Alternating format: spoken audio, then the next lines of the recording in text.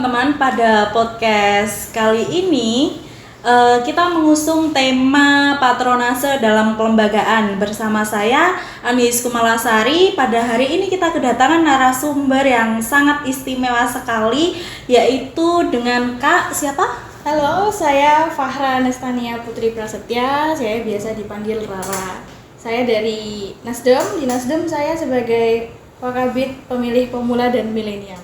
Oh ya Kak Rara, untuk menurut Kak Rara sendiri patronase dalam kelembagaan yang ada di parpolnya Kak Rara sendiri ini seperti apa sih Kak? Kalau yang pernah saya ikutin, yang pernah saya tahu langsung polanya seperti apa, mungkin kasarannya langsung aja ya, to the point, kayak mauku apa, maumu apa. Aku bisa ngasih ini, kamu bisa ngasih apa yang sebanding sama yang sudah aku kasih ke kamu. Jadi kayak gitu. Langsung ke kayak misal yang klien benar-benar butuhkan ini apa, langsung dibicara, tidak perlu bertele-tele. Seperti itu ya Kak ya.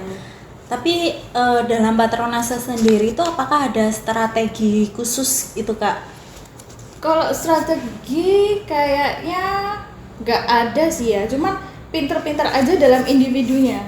Kita kan nggak bisa langsung percaya sama satu orang itu aja, kita harus tahu latar belakang orang ini yang mau membawa aku ini seperti apa. Dia memang benar-benar terpercaya, dia sudah pernah menangani kejadian-kejadian yang sebelumnya dan itu goal. Kalau misalkan itu dia gagal, kita harus mempertimbangkan lagi, kira-kira orang ini cocok gak sih untuk aku jadikan partner dalam patronase ini.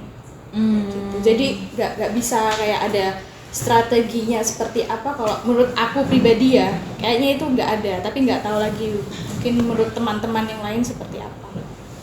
Oh iya Kak, sebelumnya apa sih Kak alasan terkuat untuk anak muda ini gabung ke dalam partai politik itu sendiri Kak?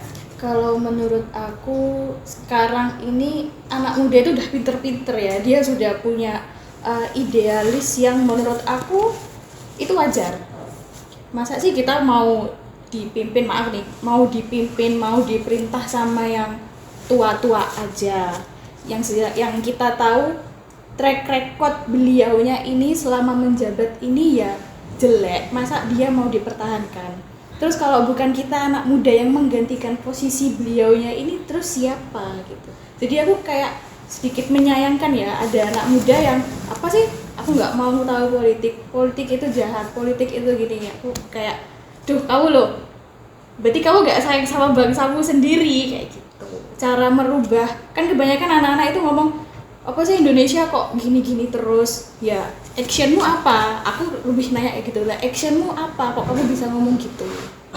Jadi kalau memang kamu pengen merubah yang menurut kamu itu gak baik di Indonesia, ya ayo, perantaranya ya melalui partai politik. Nanti di situ kita bisa ke DPRD kabupaten atau kota, kita bisa ke provinsi juga, terus ke RI, untung-untung bupati, gubernur atau presiden kan kayak gitu. Jadi apa ya, kita benar-benar ada wadah bagi mereka yang mau merubah sesuatu yang menurut dia itu kurang baik kayak gitu. Cuman ya menurut aku anak-anak muda zaman sekarang ini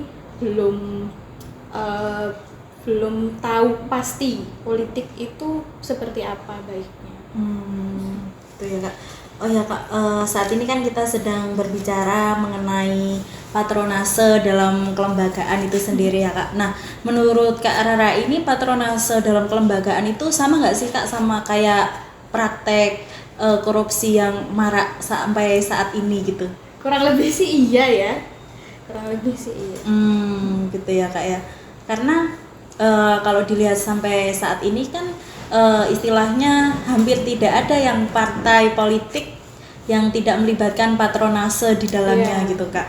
Nah, tapi untuk Kakak sendiri nih pernah nggak sih Kak diajakin kepala-kepala atau tertinggi gitu Kak? Maksudnya dari Kak Rara ini pernah nggak Kak mengalami patronase itu sendiri gitu Kak? Pernah. Sekarang ini saya mengalami itu. Karena saya kan belajar untuk terjun nyalon di legislatif kabupaten ya. Secara tidak langsung saya memang menggunakan pola itu. Karena kalau saya jalan sendiri itu tidak maksimal.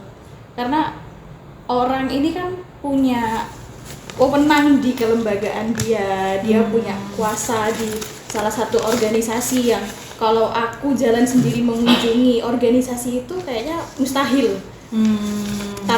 Kecuali ada yang bawa gitu, kayak misal aku dikenalkan ke organisasinya dia, aku dibawa ke lembaganya dia, dan di situ mungkin lebih gunanya patronase sih. Lebih seperti menguntungkan gitu ya. Iya, simbiosis ya, saling menguntungkan.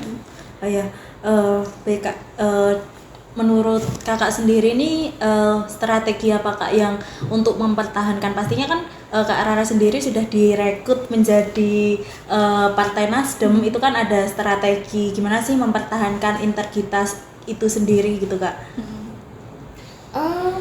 Sebenarnya kalau Nasdem itu kader-kadernya sudah dipupuk dari awal ketika mereka bergabung dengan Nasdem.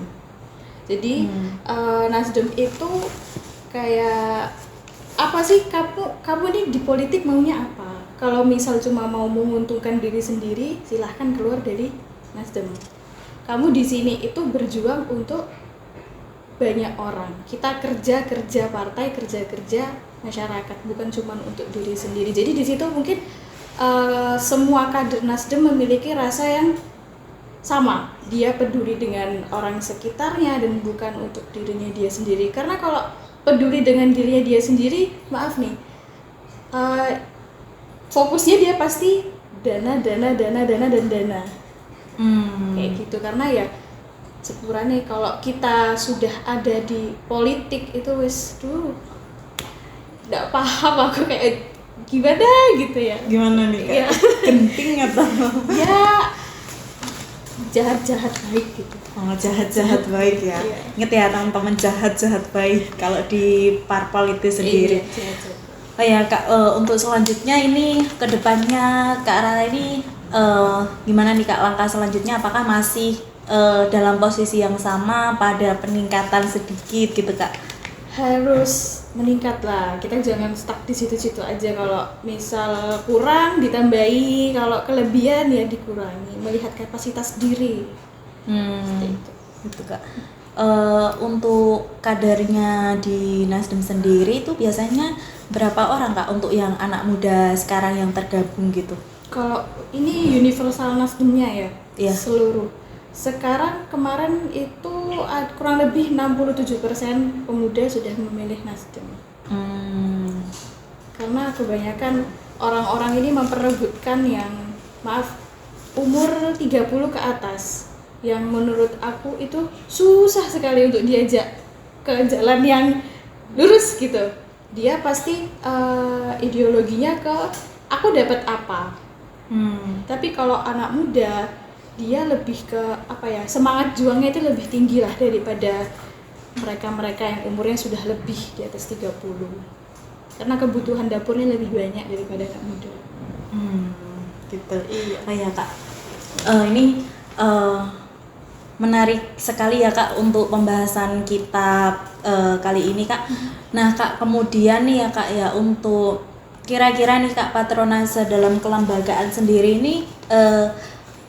ini kan kakaknya tadi kan bilang hampir sama seperti praktik korupsi gitu Kak. Sedangkan tujuan kita di bangsa Indonesia sendiri ini adalah untuk memberantas korupsi.